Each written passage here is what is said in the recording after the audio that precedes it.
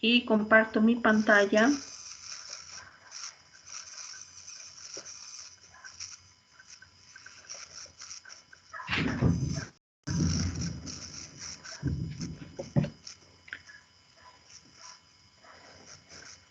Yo voy a hacerles ahorita un resumen breve para que retomemos esta información.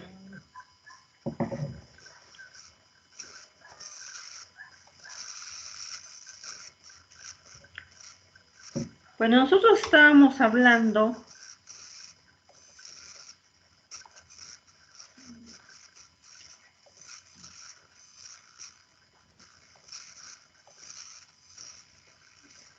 que no sé por qué se queda como cortado.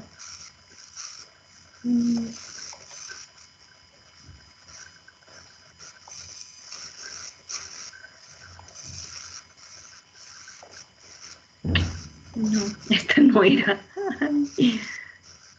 Creo que ya me equivoqué.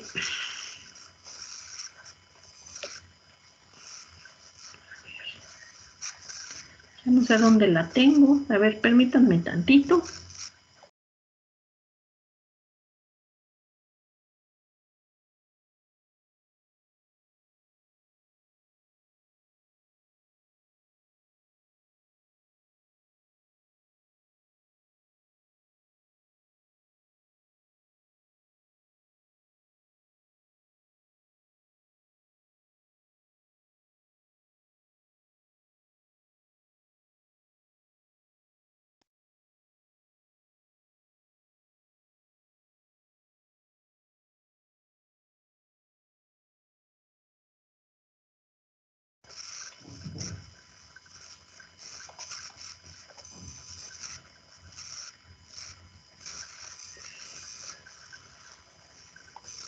Creo que así ya. Bueno, no sé por qué sale cortada. La idea era que saliera toda la pantalla completa, pero hay un pedacito que no se ve. Bueno, en esta unidad nosotros hablamos de las unidades portadoras de información genética, que prácticamente son los genomas, los cromosomas y los genes. Y hablábamos de esta representación esquemática en donde hacíamos la reflexión de que casi siempre en nuestras representaciones gráficas, siempre que nos dibujan el DNA o nos explican sobre el DNA, pues siempre se representa un pedacito pequeño. Prácticamente lo que son una vuelta de DNA, prácticamente es lo que se representa, algo así como esto, como un pedacito como esto, es lo que se representa. Y ya uno aquí explica diferentes características químicas, de medidas, físicas, etcétera, etcétera, ¿no? Entonces, como que en nuestra mente, siempre que pensamos en el DNA, siempre evocamos un pedacito pequeño de esta molécula. Y entonces no nos damos cuenta o no podemos dimensionar cuando nosotros hablamos, por ejemplo, de los genomas o de los cromosomas o de los genes. Porque entonces nosotros pensamos, bueno, esto es realmente un gen, esto que yo estoy viendo así como el DNA que siempre me presentan, esto es un gen, o solamente es un pedacito de DNA que se utiliza para poder explicar las características estructurales y funcionales también de esta molécula, de esta macromolécula. Entonces, con la idea de que ustedes también tengan una noción mucho más cercana a la realidad cuando hablamos de información genética, pues nos demos cuenta de que si bien todo es DNA, si bien toda la información genética es DNA, pero esta información genética tiene una ordenación y tiene unidades funcionales, las cuales conoceríamos como genes, cromosomas y genomas. Entendiendo entonces que el gen es la unidad mínima de la información genética. ¿Por qué? Porque el gen es el que codifica para las proteínas y no solo para proteínas, sino también para ARNs ribosomales y de transferencia, de manera general. Y entonces aquí, pues, realmente cambiamos un concepto que también siempre nos manejan acerca de que el gen, siempre nos referimos al gen como la secuencia de nucleótidos que codifica para una proteína, y olvidamos esta parte. Y realmente es muy relevante que, aunque sea esa definición tan sencilla de que el gen es la secuencia de nucleótidos que codifica para proteínas y para RNAs, ya sea ribosomales o de transferencia, pues resulta ya una definición integral. Si la dejamos nada más a proteínas, entonces estamos teniendo una noción corta de lo que es un gen. De hecho, la verdad es que la definición de gen ha sido bastante debatida.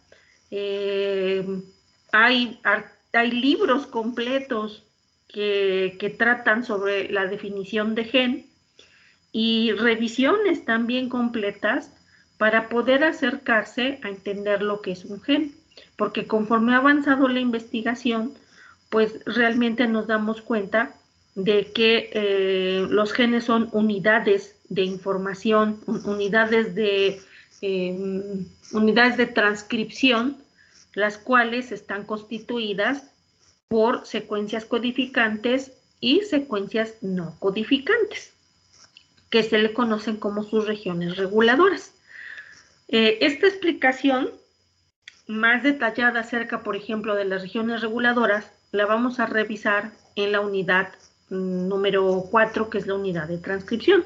Sin embargo, pues ahorita entendamos que el gen es nuestra unidad básica de información genética, que está constituido por DNA, que es secuencia de DNA, secuencia de nucleótidos, y que dependiendo del organismo tiene ciertas características, específicamente hablando de los procariotes y de los eucariotes. Ya habíamos dicho que los genes, por ejemplo, en los eucariotas tienen intrones y en los procariotas no. Entonces hay ciertas características definitorias estructurales para los genes en las células procariotas y eucariotas. Sin embargo, independientemente de esto, pues el gen es una unidad de expresión, una unidad de transcripción o una unidad mínima de expresión genética que codifica para proteínas o para RNAs, ¿sí? Y entonces, permítanme, voy a conectar mi computadora.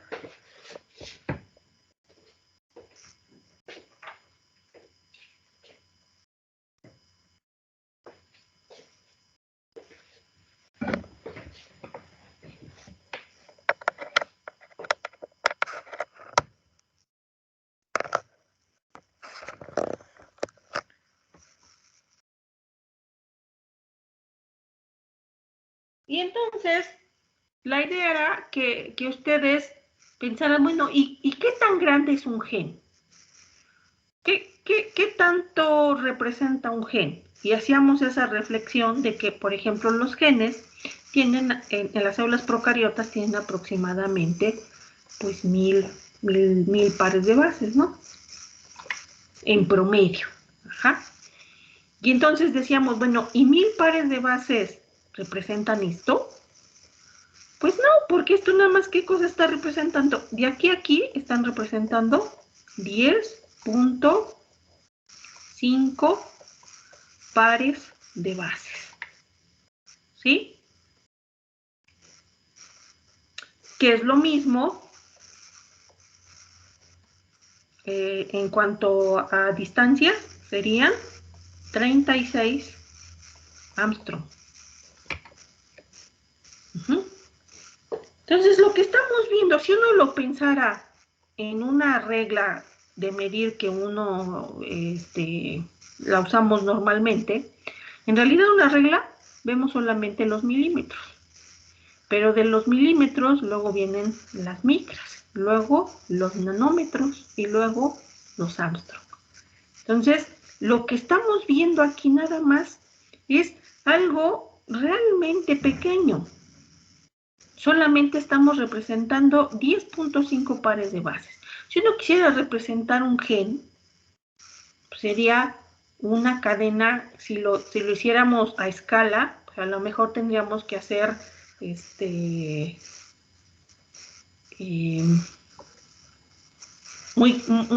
una línea bastante grande, ¿no? Si lo representáramos como lo estamos viendo aquí. Y eso nada más sería un solo gen de 1000 pares de bases.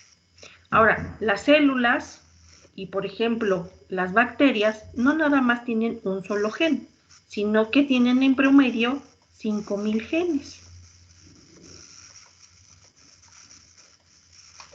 ¿Sí?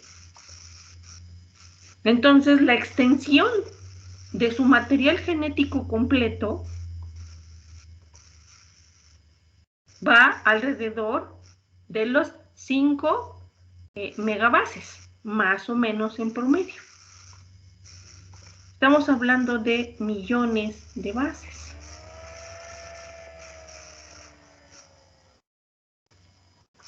Cinco megabases. Entonces ya no estamos refiriendo a el completo de la información. Estamos refiriéndonos a que los organismos tienen una gran cantidad de información. Tienen entonces genes que están o son parte de los cromosomas. Y los cromosomas van a formar genomas.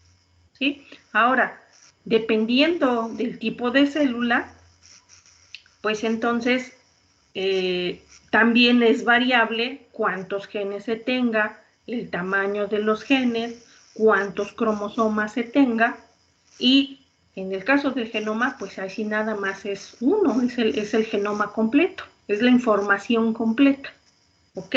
Entonces ya habíamos revisado en términos estructurales, pues que el DNA, cuánto representaban, vimos medidas, bueno, tamaños más bien dicho, tamaños de diferentes genomas en organismos modelo como puede ser E. coli, Saccharomyces cerevisiae, que ya es un eucariote, en insectos, en gusanos, en plantas, en mamíferos, que pueden ser en ratones o en humanos, ¿no? Y veíamos la diferencia en los órdenes de magnitud en el tamaño de sus genomas. Obviamente, un aumento considerable también en el número de genes y también, por lo tanto, en el número de cromosomas.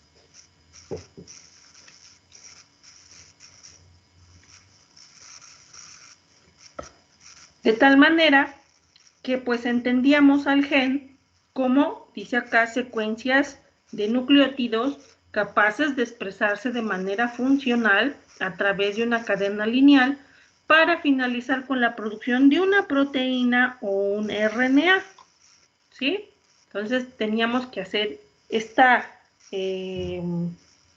inclusión de los RNAs porque, pues como les digo, esta definición es bastante sencilla.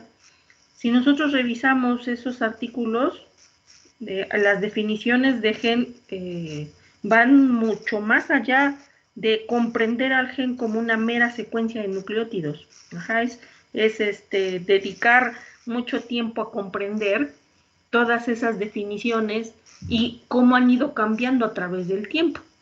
Una revisión muy bonita que divide la historia de la definición del gen en diferentes momentos históricos que serían antiguos, modernos y posmodernos. Entonces está muy interesante esa revisión y está basada en todos los hallazgos que ha habido en la biología molecular gracias al desarrollo de muchas técnicas, precisamente, por ejemplo, ya de alto rendimiento. ¿Y cuál es la importancia entonces del gen? Pues que va a actuar de manera directa en el desarrollo de ciertos caracteres biológicos. De hecho, pues el gen es una unidad de estudio, es una unidad que necesita definirse y comprenderse, porque todos ya casi escuchamos hablar de los genes, ¿no? E incluso hacemos relaciones directas.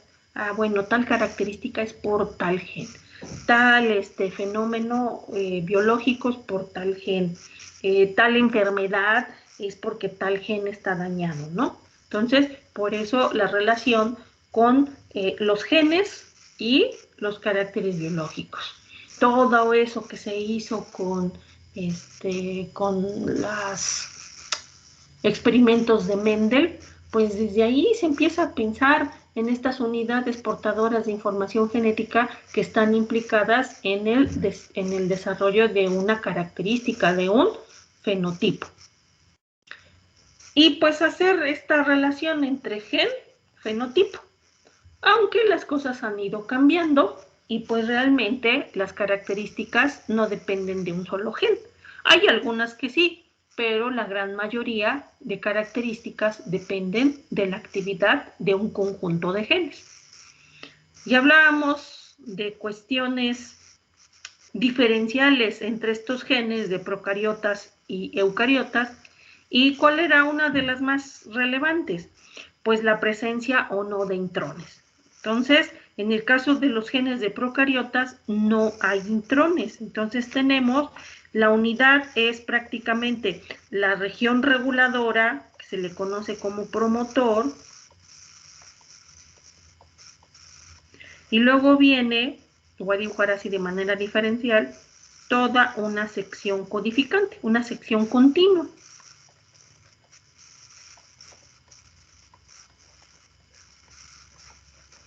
En cambio, en las células eucariotas tenemos una región promotora y luego viene toda una sección fragmentada por exones e intrones. Finalmente, ¿qué son los intrones? Los intrones son secuencias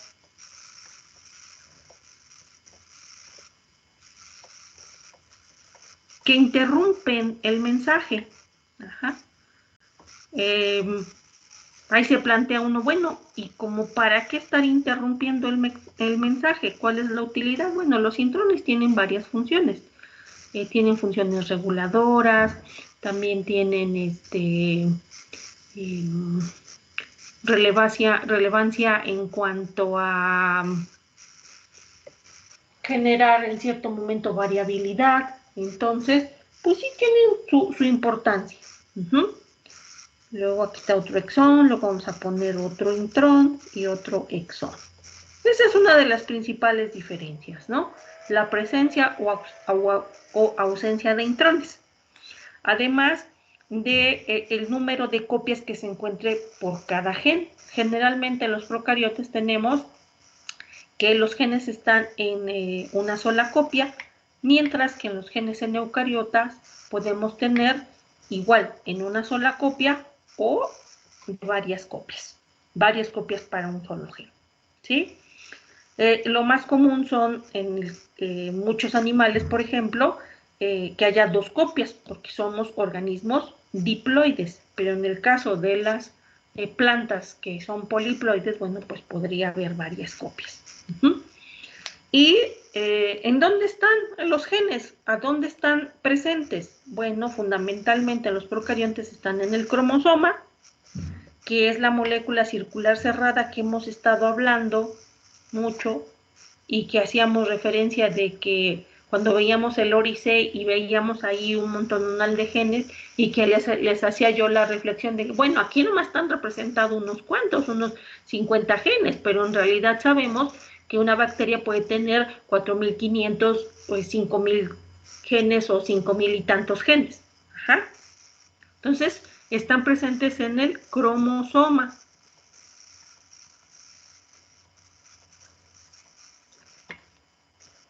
Y además están presentes en los plásmidos, que son moléculas circulares cerradas también de DNA, que tienen su propio origen de replicación y que también poseen genes. Pueden tener pocos genes, pero también los genes están presentes en estos plásmidos. Y estos plásmidos tienen información importante, pues porque ahí se pueden encontrar genes que confieran resistencia a antibióticos o que son genes que codifican para alguna característica que permite la adaptabilidad a condiciones adversas. Como por ejemplo la tolerancia a metales, la resistencia a antibióticos, etc. ¿Sí? Entonces, esos genes se encuentran tanto en el cromosoma, aquí tiene muchos genes, y también en los plásmidos.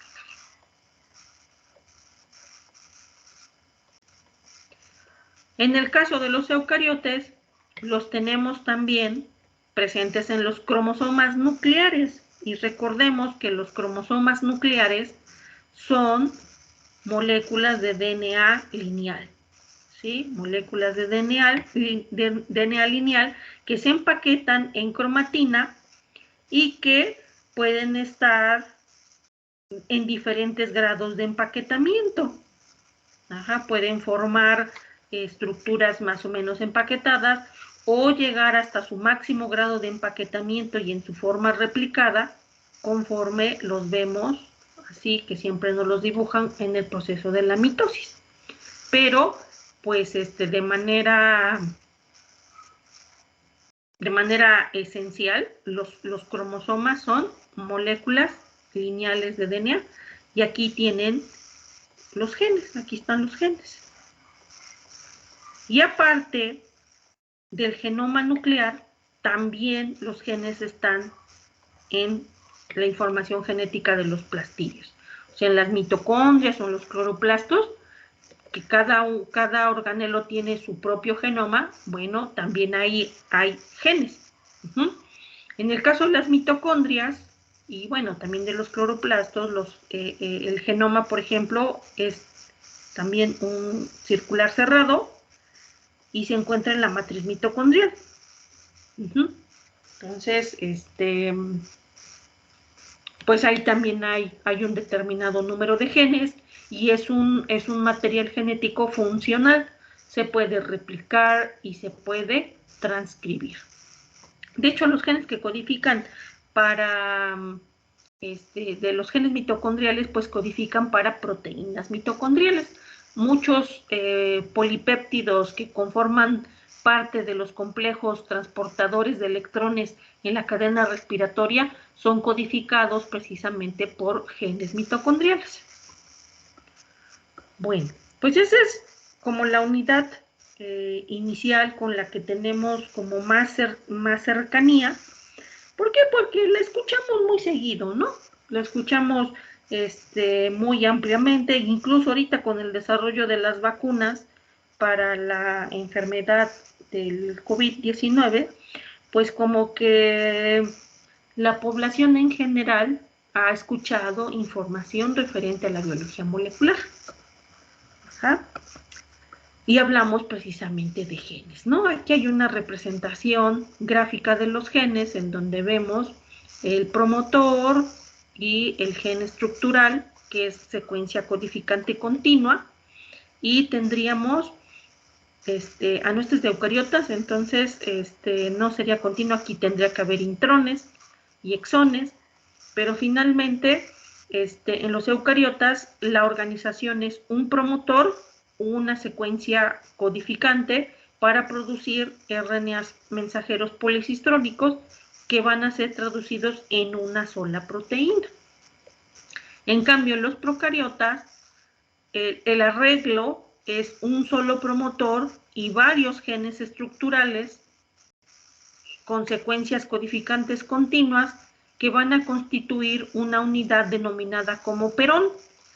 Se transcribe y se produce un ARN mensajero policistrónico que al ser traducido se producen diversas proteínas que van a estar asociadas a alguna actividad biológica.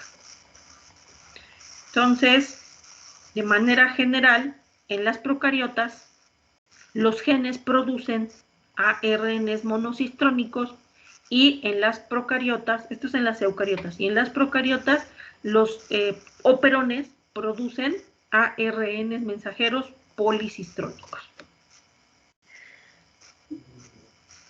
Cuando vemos transcripción y regulación de la expresión genética, esto lo vamos a retomar. Vamos a retomar el operón y vamos a explicar su funcionamiento. Está bien interesante porque históricamente el descubrimiento del operón trajo como consecuencia precisamente pues la conceptualización del gen y de cómo funciona y su importancia. Bueno, y sobre todo de su regulación, cómo se regula la expresión genética. Bueno, entonces, hablando estructuralmente y jerárquicamente, los genes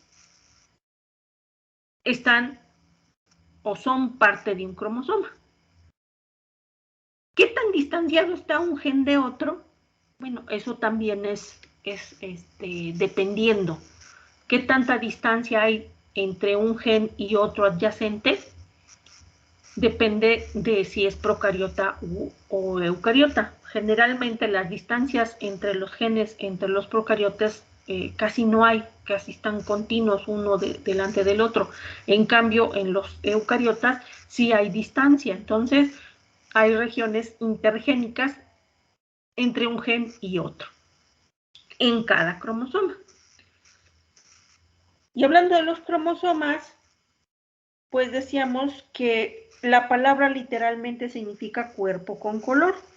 Ajá, soma, cuerpo, cromo, pues color. Entonces es cuerpo coloreado o cuerpo con color. Pero ya hablando un poquito más específico acerca de lo que es un cromosoma, pues vamos a hablar que es una estructura altamente organizada, formada por DNA y proteínas, la cual puede contener toda o una parte de información genética de un ser vivo. ¿Por qué toda? Pues si estamos hablando de que el organismo nomás tiene un solo cromosoma, pues está casi toda la información. Y si tiene varios cromosomas, por eso cada cromosoma tiene una parte pequeña de esa totalidad de la información.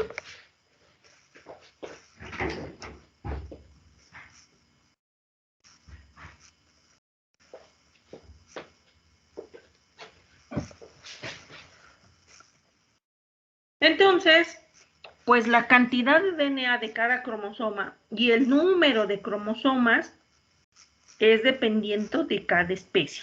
En la tablita que vimos un número de cromosomas particular por especie, ¿sí? Por ejemplo, en el humano, nosotros tenemos 46 cromosomas, de los cuales pues, 2 son sexuales y el resto son autosomas. Y somos organismos diploides. Tenemos entonces 46 cromosomas en total o 23 pares, de los cuales 22 pares son somáticos y 1 es sexual. Pero ese número solamente es para nosotros, para los humanos. Si vemos un árbol fulanito, un hongo, una levadura, una mosca, un perro, un gato, el que ustedes quieran, cada quien va a tener su número cromosómico particular. Y diferencias entre los cromosomas, ya las hemos estado diciendo. En el procariote el cromosoma es una sola cadena de DNA circular cerrada que se superenrolla y al superenrollarse forma esta estructura denominada como nucleoide, que es este que está aquí. Entonces el DNA aquí queda superenrollado y ya va a formar esta estructura conocida como nucleoide. Pero si uno lo desenrollara, pues es algo así. Es una molécula circular cerrada. En los eucariotas son cromosomas de una sola cadena de DNA lineal. Y al ser lineal, pues entonces presentan extremos. Y esos extremos se les da el nombre de telómeros. Si uno ve un cromosoma, estas puntas son los telómeros. Cada punta es el telómero. Y ya vimos, o ya hablamos de los telómeros, ¿no? Que son sintetizados por la telomerasa y que la longitud del telómero dependía del número de divisiones celulares, etc. Además, también poseen centrómeros. Y los centrómeros son secuencias repetitivas de DNA que no son codificantes, pero que tienen una posición particular a lo largo del cromosoma. Entonces, si uno visualiza estos cromosomas aquí representados, se nota que hay una constricción.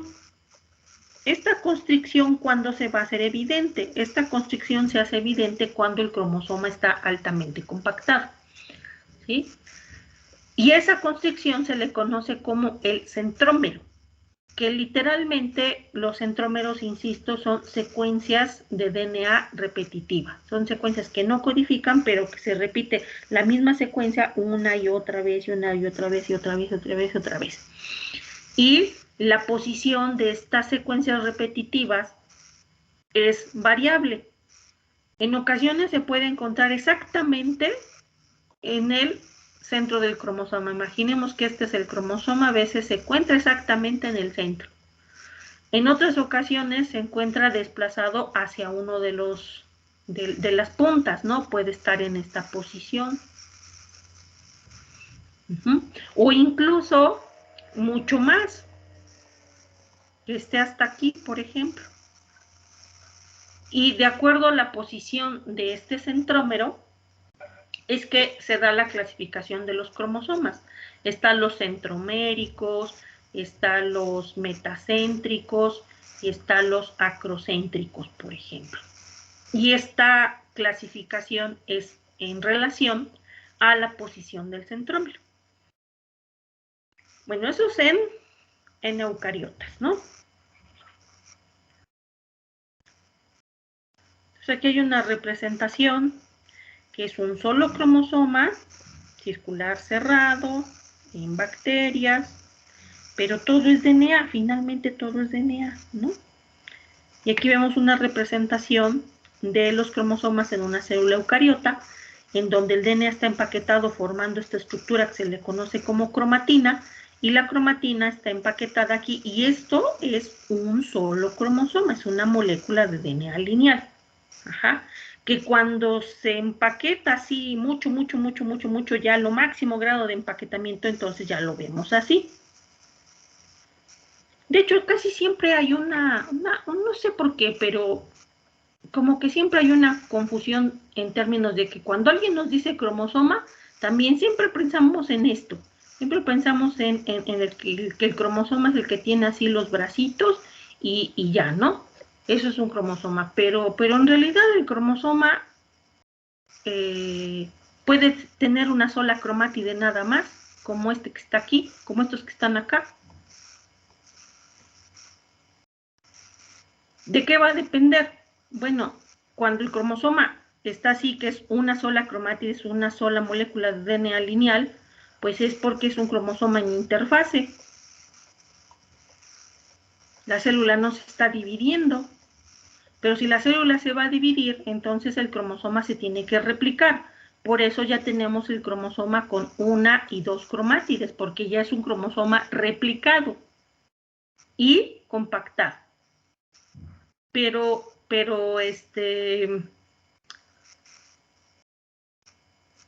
hay que entender entonces al cromosoma como pues una molécula de DNA lineal que varía en cuanto a su longitud, en cuanto a su número de cromosomas por especie, en cuanto a número de genes y en cuanto a cuántas cromátides tiene y también en cuanto a sus grados de compactación.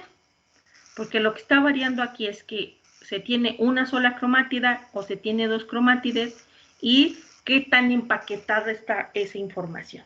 Pero no deja de ser cromosoma, pues sigue siendo un cromosoma empaquetado o no empaquetado o altamente empaquetado, pues sigue siendo un cromosoma. O con una cromátide o con dos cromátides siguen siendo cromosomas. Bueno. Ahora, los cromosomas, pues son parte de la totalidad de la información.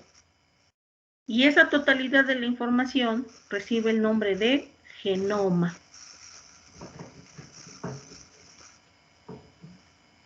Decíamos que el gen está relacionado con una característica. Y decíamos que puede haber varios genes que son los que dan origen a una característica también. Ajá.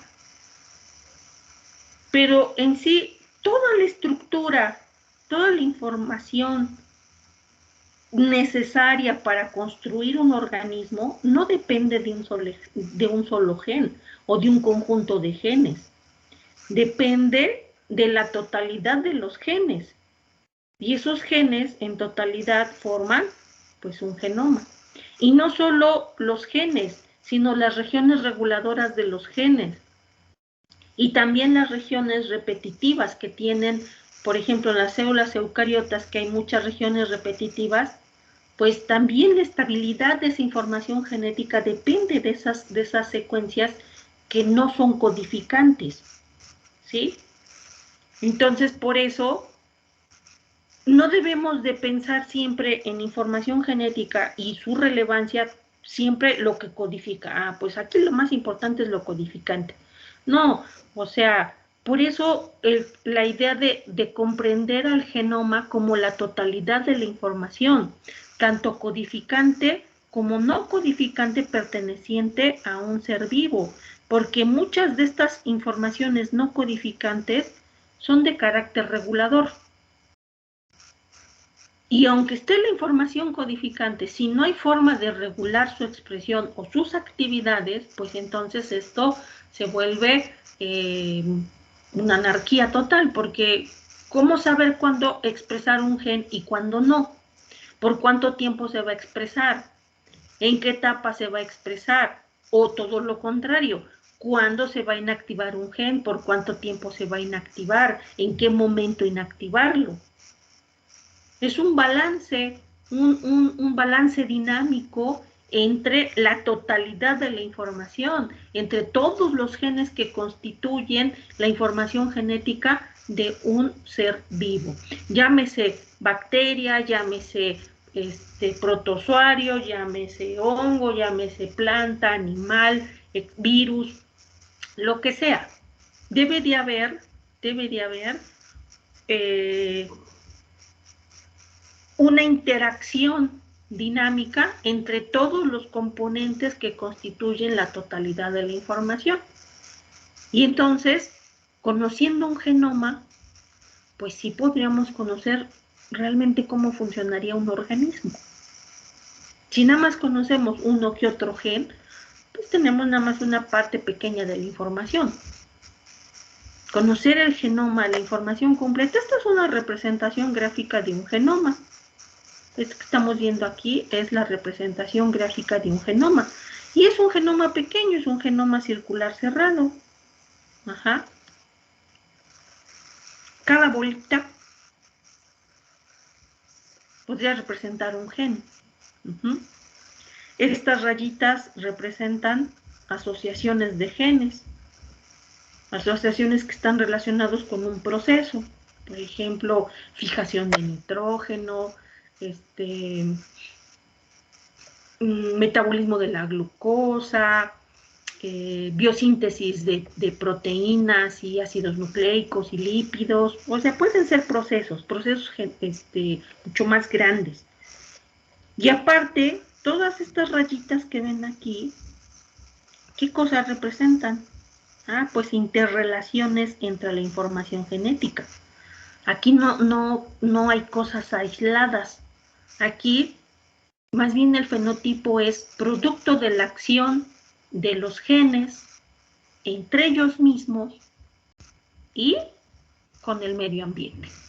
Formar un organismo, mantenerlo y mediar todas sus actividades, sus capacidades de respuesta y adaptación, depende de que los genes interaccionen entre ellos en su ambiente interno y también lo hagan en respuesta a las condiciones ambientales. Y todo eso no lo puede hacer un gen, no lo puede hacer un cromosoma. Bueno, si hablamos de un organismo que tiene un solo cromosoma, pues sí, pero no nada más es el cromosoma, también están los plásmidos. También están el material genético de los organelos. Entonces, la información genética, por eso hay que comprenderla también desde el punto de vista de los genomas, porque nos habla de la totalidad de la información y de cómo estas unidades de los genomas interaccionan entre ellas para hacer todas las actividades de construcción, mantenimiento, crecimiento, reproducción, adaptación, capacidades de respuesta. Entonces, pues un genoma, como dice acá, tiene todas las instrucciones hereditarias para construir y mantener un organismo, así como para pasar esa información a las siguientes generaciones. Lo que pasa a las siguientes generaciones, pues es la secuencia de nucleótidos que constituye un genoma. El genoma completo se replica, por eso les insistía en las clases de replicación. Se tiene que duplicar la totalidad de la información. Toda la información se tiene que duplicar porque se va a heredar a las células hijas. Y debe de ser copiada de manera fiel. Las polimerasas no se deben de equivocar, porque si se equivocan, pues es prácticamente introducir una secuencia, cambios en la secuencia de nucleótidos que finalmente un cambio en una secuencia de nucleótidos es una mutación. Y luego aquí viene otra cuestión, ¿no? Uno piensa, ¡ay, la mutación! Y piensa uno que puede ser mala, ¿no? Pero pues también están sus asegúnes. Puede haber mutaciones neutras, así como puede haber mutaciones benéficas. Como también hay mutaciones perjudiciales. ¿Ok? Bueno. Características de los genomas. ¿Qué es lo que observamos aquí en procariontes y en eucariontas? En cuanto a organización, la organización del genoma en los procariotas es compacta. Hay poco espacio entre los genes, o sea, como les dije hace un momento, hay poca información genética entre un gen y otro. Hay regiones intergénicas pocas y si las hay, pues son cortas. Ajá. Entonces, por eso la organización es compacta. En cambio, en los eucariotas la organización es menos compacta porque sí hay información intergénica entre un gen y otro. Y pueden ser regiones intergénicas grandes. Ay, no puedo. Bueno, ya le dejo así mejor. Luego tenemos información adicional. En el caso de los genomas, en los procariontes es el cromosoma,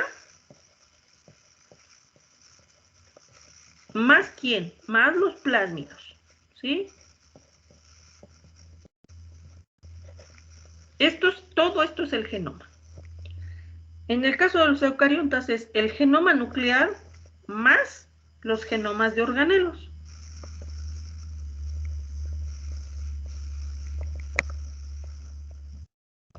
Entren a ustedes busquen en el Google, busquen Proyecto Genoma Humano y lean acerca del Proyecto Genoma Humano.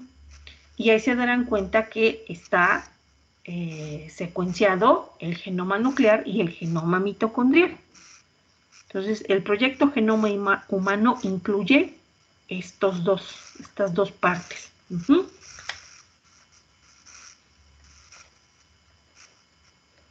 En cuanto a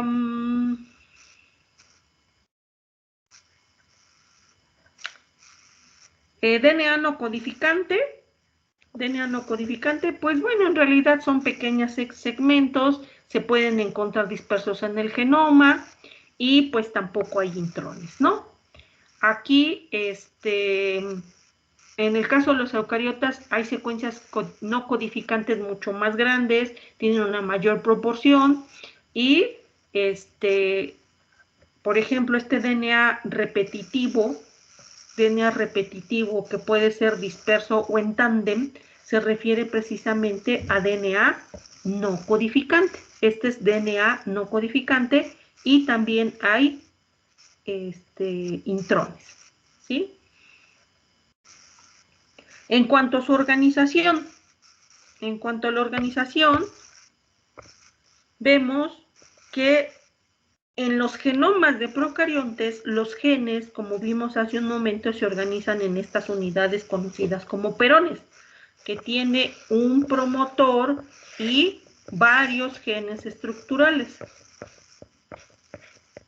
Sería el operón, un promotor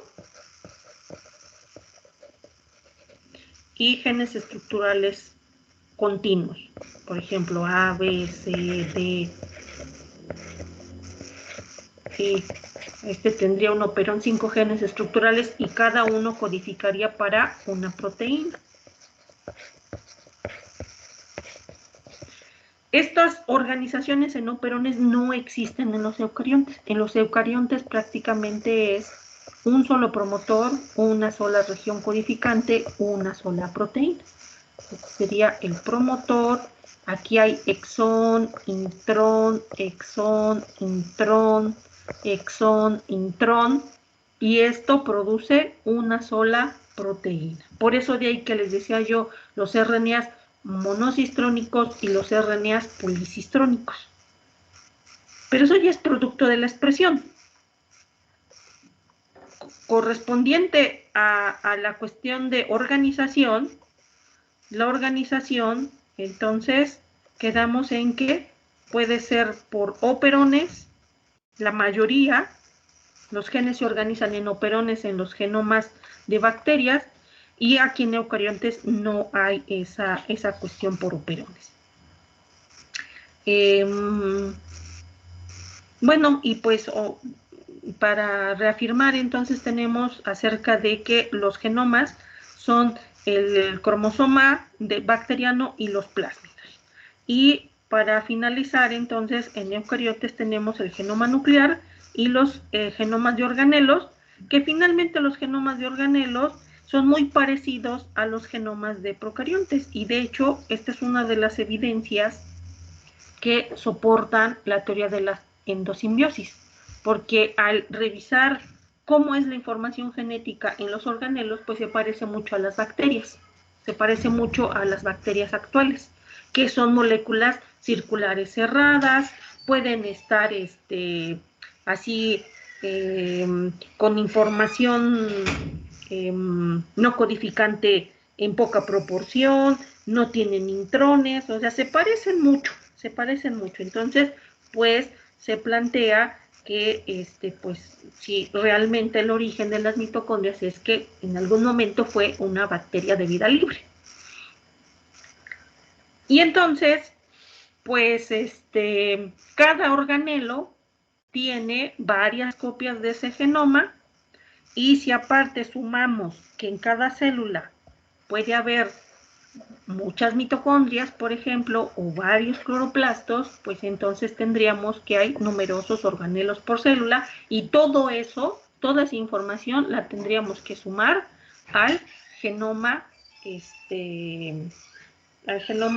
de la especie, el genoma nuclear y el genoma de organelos, ya sea mitocondrial o mitocondrial y los cloroplastos. Entonces aquí hay una representación de los genomas. Por ejemplo, tenemos un genoma bacteriano de 4.6 megabases, constituido por 4.300 genes, en el cual finalmente todo esto es un cromosoma circular cerrado, que se superenrolla y forma esta estructura, así se vería el nucleoide. Y a esto hay que sumarle los plásmidos, que son moléculas circulares también cerradas, que también se pueden superenrollar y entonces formar así como estructuras, como si fueran esferitas, superenrolladas. En comparación con genomas, en el caso, por ejemplo, del humano, serían 3.000 millones. 3.000 millones de bases, de pares de bases, en las cuales se comprenden 30.000 genes aproximadamente. Y todo esto está información en 46 cromosomas. Esto está contenido en un núcleo y en el núcleo pues están los cromosomas. Estos cromosomas, insisto, son cromosomas mitóticos, son cromosomas replicados y altamente compactados, pero podemos ver a los cromosomas en una sola cromátide y con diferentes grados de empaquetamiento. Sumen a todo esto, ¿qué cosa? Más el genoma mitocondrial. Genoma mitocondrial. Esta es una célula animal. Si hablamos de una célula vegetal, pues igual también todo su genoma nuclear, más el genoma de sus mitocondrias, más el genoma de los cloroplastos. ¿Sí? Bueno, y entonces, estas es las unidades portadoras de información genética. Ahí están las instrucciones, ahí está decodificada la información. La decodificación es el proceso por el cual se puede interpretar esta información. Entonces, entendamos al DNA como un archivo de información. El DNA que forma los genes, que forma los cromosomas, que forma los genomas, en donde están todas las instrucciones, está codificado, es información codificada en 4 letras: adenina, timina, citosina y guanina, que son los 4 nucleótidos. Esto es un sistema codificado. Está encriptado, esta información está encriptada. Y para poderla interpretar, para poderla leer, pues debe de haber un proceso de decodificación. Y el proceso de decodificación incluye entonces efectores moleculares. Efectores moleculares de la información genética, pues ¿quiénes son? El RNA y las proteínas. Los RNAs y las proteínas van a ejecutar la información contenida en el DNA. La que está codificada por nucleótidos va a ser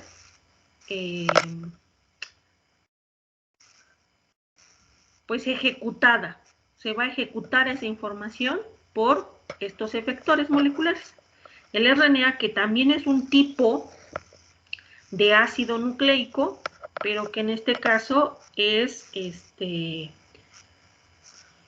cadena sencilla y que también está codificada por otros nucleótidos, por ribonucleótidos, pero aquí tenemos adenina, uracilo, citosina y guanina.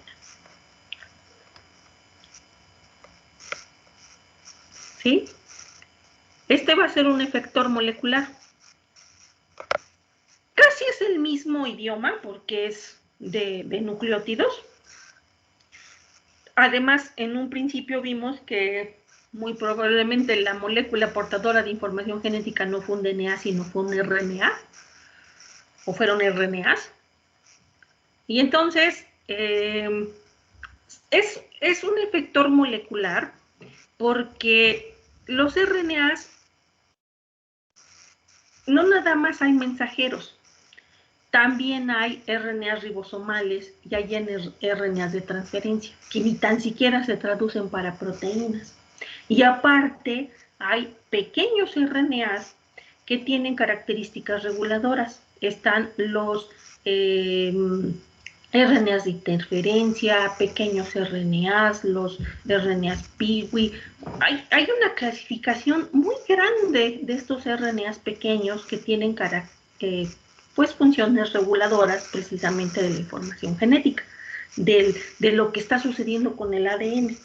Entonces, el RNA tiene una diversidad de actividades, por eso se considera como un efector molecular de la información genética contenida en el genoma. Ajá. Y si hablamos un poquito acerca de esta molécula, pues bueno, aquí está representado los nucleótidos que tiene, los ribonucleótidos.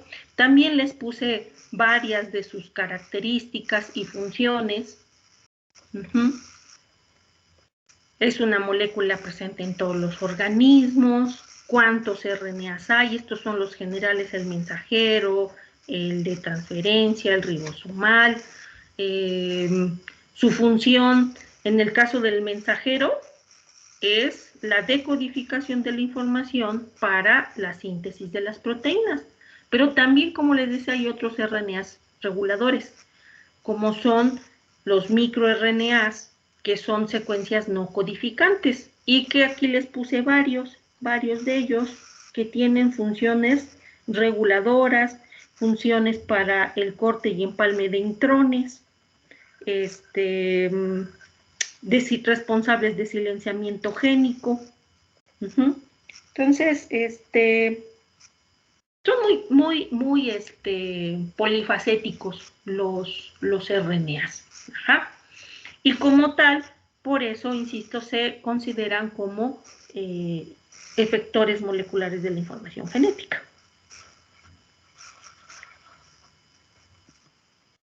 El otro, pues, son las proteínas, que finalmente ya todos sabemos que son polímeros de aminoácidos. Las proteínas se producen no de manera directa del DNA hacia la proteína. La molécula intermediaria que lleva la copia de la información es el RNA mensajero. Y ese ya implica el proceso de decodificación prácticamente. La síntesis de proteínas ya implica el proceso de decodificación porque es pasar de un idioma de nucleótidos a otro completamente diferente que es el de aminoácidos. Y para eso hay toda una serie de aspectos a considerar de cómo se lee esa información, de cómo se decodifica esa información. Prácticamente se está decodificando porque 3 nucleótidos codifican para un aminoácido. Entonces, de las combinaciones de 4 nucleótidos, por ejemplo, A, T, C y G, si las hacemos en combinatorias de 3, prácticamente nos dan 64 combinatorias posibles, ¿sí? Puede ser, por ejemplo, ATC, ATG, por ejemplo, TCG, GAC, así, combinatorias de 3, prácticamente pues son 64 combinatorias posibles. Entonces, de estas 64, 61 codifican para aminoácido y 3 de esas combinatorias de 3 son codones, se les llama así, codones, para el paro de síntesis proteica. Entonces, pasar de esta información de nucleótidos a información de aminoácidos, esto ya implica el proceso de decodificación. Y de ahí entonces la síntesis de proteínas que van pasando en diferentes órdenes jerárquicos de estructuración. Tenemos la secuencia primaria, que es la secuencia prácticamente lineal de aminoácidos. Luego tenemos el plegamiento para formar estructuras secundarias, como pueden ser las alfas hélices o las hojas beta y los giros beta. Actualmente incluso ya se han determinado que las proteínas, algunas tienen esos dominios intrínsecamente desordenados que se acuerdan que son características de las proteínas priónicas. Luego de eso, la formación de puentes disulfuro y el plegamiento tridimensional forma la estructura terciaria. Y la asociación con subunidades forma una estructura cuaternaria para tener ya una proteína funcional. Puede ser que no sean multiméricas las proteínas, pero bueno, en representación de las 4 niveles jerárquicos de organización estructural de las proteínas, pues llegamos hasta la estructura cuaternaria. Y ya así es como la proteína puede ejecutar una actividad. La actividad puede ser estructural, puede ser de transporte, puede ser de recepción de señales, puede ser de mensaje químico, puede ser de reacción enzimática. Prácticamente casi todas las actividades celulares pues están siendo realizadas por proteínas. ¿De dónde vino? ¿De dónde salió esa proteína? Pues porque está codificada por la información genética. Y la información genética tiene que regularse para decidir qué proteínas va a producirse y qué proteínas no, y en qué momento se producen y en qué momento no, bajo qué circunstancias se producen y bajo cuáles circunstancias no. Y el resultado final es, ¿qué cosa? La morfofisiología especializada. ¿Por qué una célula es como tal y hace tales cosas? En esencia es por su información genética. ¿Qué tiene? ¿Qué está en su información genética para que tenga una forma y una función particular? O formas y funciones particulares. Está inscrita la información en su genoma, pero nada más con estar inscrita ya con eso, no.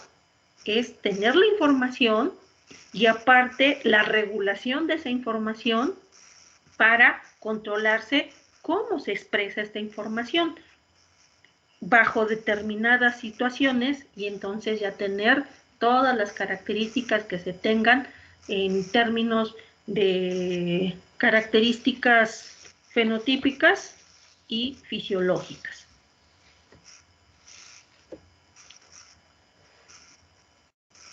Y pues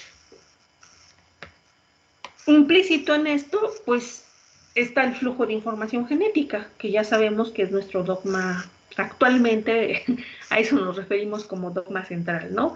Al flujo de información genética, que es del DNA al RNA y a las proteínas, pero que ya por eso discutimos ampliamente en que el dogma central no era eso. El dogma central era la negación del flujo de información de proteínas al DNA. Lo que nosotros decimos ahorita que es dogma central, pues en el artículo original de Watson y Crick, ¿qué cosa era? Era la hipótesis de la secuencia, no el dogma central. Pero bueno, eso ya lo discutimos. Y la relevancia entonces de comprender cada uno de estos procesos, transcripción, traducción, y con el que empezamos fue replicación. ¿Por qué? Porque la información genética, las instrucciones contenidas en un genoma, se tienen que replicar cuando las células se van a dividir. Y que se haga de una manera completamente fiel para que la información pase en términos cuantitativos y cualitativos idéntica en las células que se van a producir, en las células hijas, para que tengan las mismas características de las células originales. Eso es en términos celulares. Y en términos de reproducción, pues bueno, organismos con reproducción sexual, pues ya hay otro tipo de división, que es la división por meiosis, que ya implica este proceso de reducción del número de cromosomas, pero que se restaura con la fecundación. Pero finalmente es pasar la información, pasar las características específicas del tipo de célula o de la especie, ¿sí? Si somos de la especie humana, pues vamos a dar origen a humanos, ¿no? O si somos árboles de encino, pues vamos a dar origen a árboles de encino también. O si somos pez cebra, pues pez cebra se va a dar origen. Ajá. ¿Por qué? Porque la información es específica para cada especie. ¿Sí?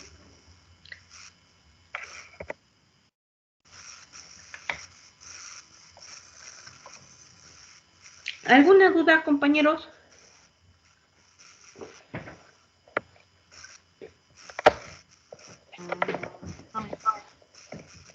No, profe. No, profesora. ¿De veras? O explico muy bien o no se me entiende nada.